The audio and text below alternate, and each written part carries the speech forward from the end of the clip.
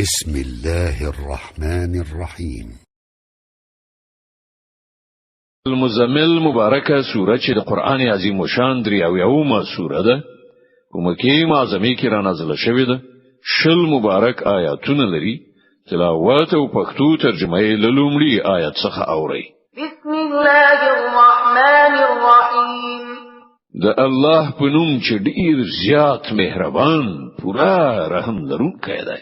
یا ایها المزمل قم الليل إلا قليلا نصفه أو انقص منه قليلا أو زد عليه ورتل القرآن ترتيلا.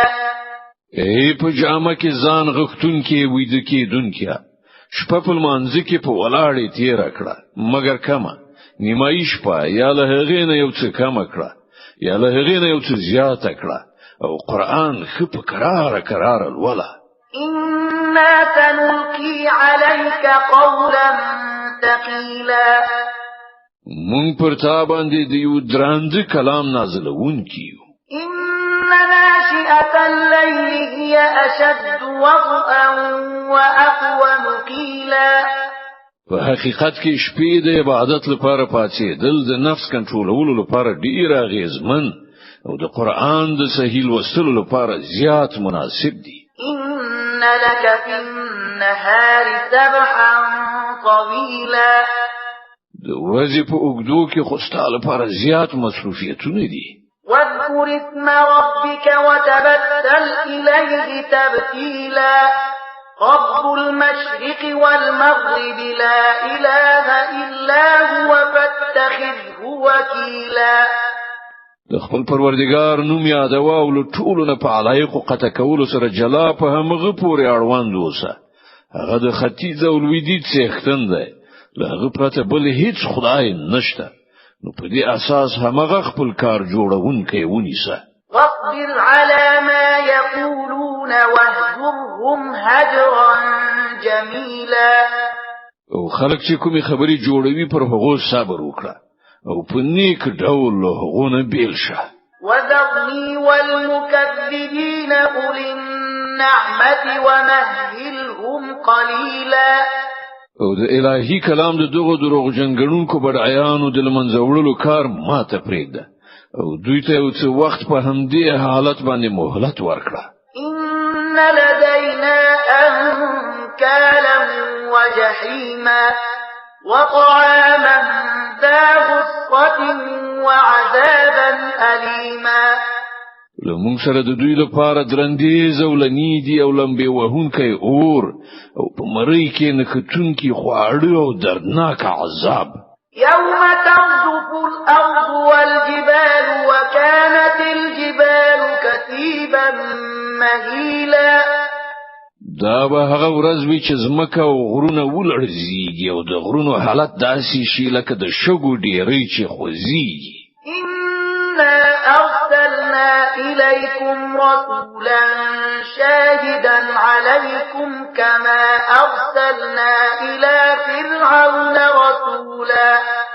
تاسو ته مونږ په همغه شان یو پیغمبر پر تاسو شاهد لېږلی دی لکه څنګه چې مونږ فرعون ته یو پیغمبر لېږلی یو. فعصى فرعون الرسول فأخذناه أخذا وبيلا. وګورئ کله چې فرعون د هغه پیغمبر خبره ونه منله نو موږ هغه په ډیره سختۍ سره ونیو. فكيف تتقون إن كفرتم يوما يجعل الولدان شيبا السماء منفطر به كان وعده مفعولا. که تاسو له منلو څخه انکار وکړئ نو په هغه ورځ به څنګه وژغورل شي چې ماشومان به بوډاګان کړي او د هغې له سختۍ نه به آسمان چاودېدونکی وي. د الله وعده خو پوره کېدونکې ده. إن هذه تذكرة فمن شاء اتخذ إلى ربه سبيلا. دا نصیحت ده اوس چې د چا خوښه وي د خپل پروردګار لوري ته د تلو لار دی غوړه کړی.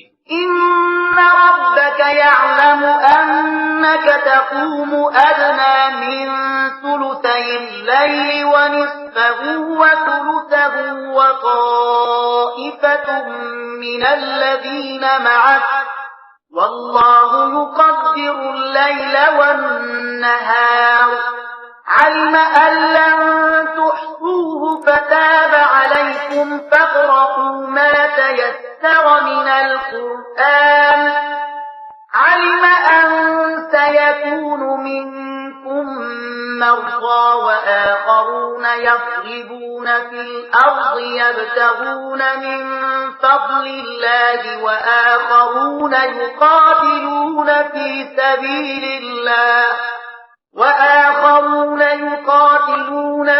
سبيل الله فاقرؤوا ما تيسر منه وأقيموا الصلاة وآتوا الزكاة وأقرضوا الله قرضا حسنا وما تقدموا لأنفسكم من خير تجدوه عند الله هو خيرا وأعظم أجرا واستغفروا الله إن الله غفور رحيم. ای پیغمبره ستا رب پوهیږي چې ته کله د شپې له دریو نه دوه برخو ته نږدې او کله نیمایي شپه او کله د شپې دریمه برخه په عبادت کې ولاړې او ستا له ملګرو نه هم یو ډله دا عمل کوي. الله د شپې او ورځې وختونه حسابوي. هغه ته معلومه ده چې تاسو د وختونو سم حساب نشئ کولای. نو په دې اساس هغه پر تاسو مهرباني وکړه. نو ولولئ له قرآن څخه هغه څه چې تاسو ته آسان دي. هغه ته معلومه ده چې په تاسو کې به څوک ناروغ وي. ځینې نور خلق د الله د فضل په لټه کې سفر کوي او ځینې نور خلق د الله په لار کې جنگيږي. نو ولولئ له قرآن څخه هغه څه چې تاسو ته آسان دي. المنځ ادا کړئ، زکات ورکړئ او الله ته پور ورکوي، حسنه پور. کوم نیکی چې تاسو وړاندې د خپل ځان لپاره ولېږئ هغه به د الله په وړاندې موجوده ومومئ. اماغه ډیره خده او د هغې اجر ډیر لوی دی. له الله نه بخښنه غواړئ. بشک الله ښه بخښونکی خورا مهربان دی. صدق الله العظيم.